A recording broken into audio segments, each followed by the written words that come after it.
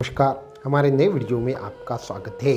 तो जीवन में यश प्राप्ति के लिए कौन से उपाय करने चाहिए, मान सम्मान और प्रसिद्धि की प्राप्ति के लिए, मन के अनुसार पद प्राप्ति के लिए हमें क्या करना चाहिए, ऐसे बहुत बार हमें साधक पूछते हैं। तो इसी विषय के ऊपर आज आपको विस्तार से हम बताना चाहेंगे। भगवान दत्तात्रेय की कृपा और आशीर्वाद से अगर आप साधना करते हैं तो नाम, यश, कीर्ति और प्रतिष्ठा और योग्य पद की प्राप्ति, ये सभी प्रकार की चीज़ें आपको प्राप्त हो सकती है। लेकिन भगवान दत्तात्रेय की ऐसी कौन सी साधनाएं हैं जो आपको करनी है, और ऐसी कौन सी गलतियां हैं जो आपको नहीं करनी है, जिसकी वजह से आपको बार बार अपयश का सामना करना पड़ता है। आपके जीवन में आपका नाम बहुत बार खराब होता है, आपके विपरीत स्थिति आपके सामने निर्माण होती है। आखिर ऐसे कौन से कारण हैं? तो भगवान दत्तात्रेय के शरण में अगर साधक जाए तो उसे धर्म, अर्थ, काम, मोक्ष आदि चारों चीज़ें देने वाले भगवान दत्तात्रेय हैं। तो कुछ ऐसी उपासनाएं, कुछ ऐसे टोटके आज हम आपको बताना चाहेंगे जो आपको सभी प्रकार की मनोकामनाओं की पूर्ति करा के देंगे। तो अगर आपके जीवन में बार बार आपको अपयश मिलता है, आपको बार बार कहीं न कहीं पे आप असफल हो रहे हैं, आपकी योग्यता होने पर भी अगर आपको योग्य पद की प्राप्ति नहीं हो रही, तो आपको भगवान दत्तात्रेय के दत्तात्रेय वज्र कवच की साधना करनी चाहिए। भगवान दत्तात्रेय का वज्र कवच है, वो आपके ऑरा को शक्ति देता है। आपके मान सम्मान को बढ़ाने के लिए जो मंगल दोष होता है, राहु दोष होता है, उसका नाश करता है। और जो साधक सच्ची श्रद्धा और एक तरीके से संपूर्ण समर्पण से भगवान दत्तात्रेय के शरण में जाकर इस स्तोत्र का पाठ करता है, तो उसे जीवन में सभी प्रकार से यश और मान सम्मान की योग्य पद की प्राप्ति होती है।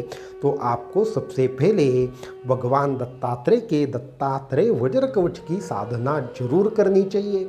दूसरा महत्वपूर्ण विषय ये है कि आखिर दूसरा ऐसा कौन सा उपाय है जो आपको विशेष तरीके से उन साधकों के लिए है जिनको अपने परिश्रम के मुताबिक फल नहीं मिलता, उनको यश प्राप्ति के लिए योग्य साधन नहीं मिलता। तो उन सभी साधकों को ये उपाय जरूर करना चाहिए।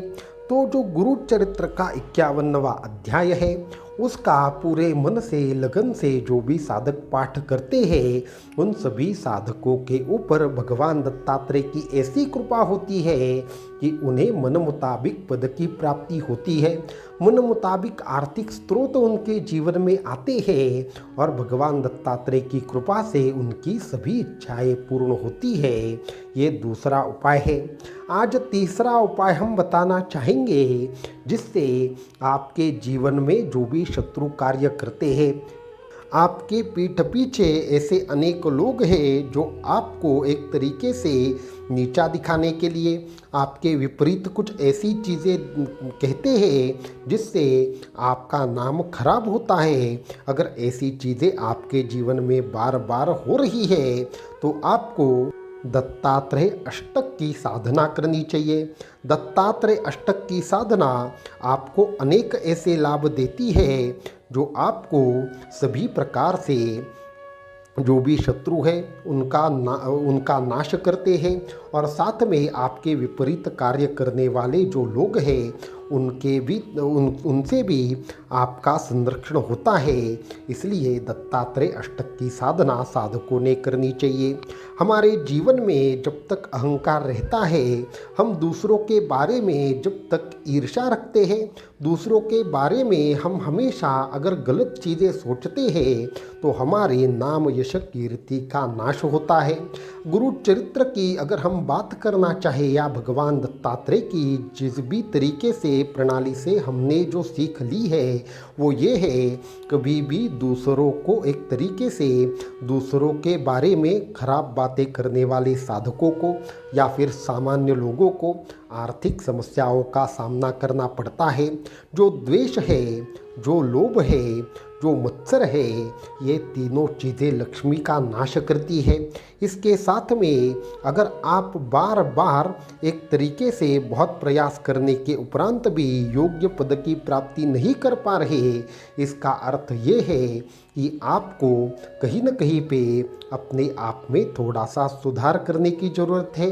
अगर हम संपूर्ण श्रद्धा और भक्ति से साधना करते हैं, लेकिन हम कहीं न कहीं पे मत्सर से, हम दूसरों के प्रति शत्रु भाव से या ईर्ष्या से हम ग्रसित हैं, फिर भी हमें योग्यता के अनुसार पद की प्राप्ति नहीं होती।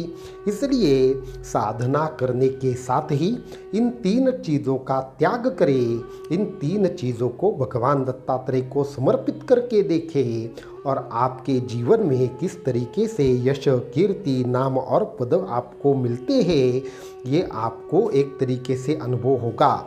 बहुत ही जल्द भगवान दत्तात्रेय के एक दिव्य स्तोत्र के बारे में हम एक वीडियो में आपको बताएंगे कि किस तरीके से एक दिव्य स्तोत्र है जो आपके हर किसी जो भी संकल्प हो, हर किसी कार्य में सिद्धि हो, ये सब चीज़ें प्राप्त आपको करा देगा।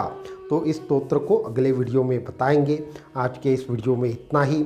आने वाली वीडियो में कुछ अन्य विषय पर चर्चा करेंगे। अवधूत चिंतन श्री गुरुदेव दत्त।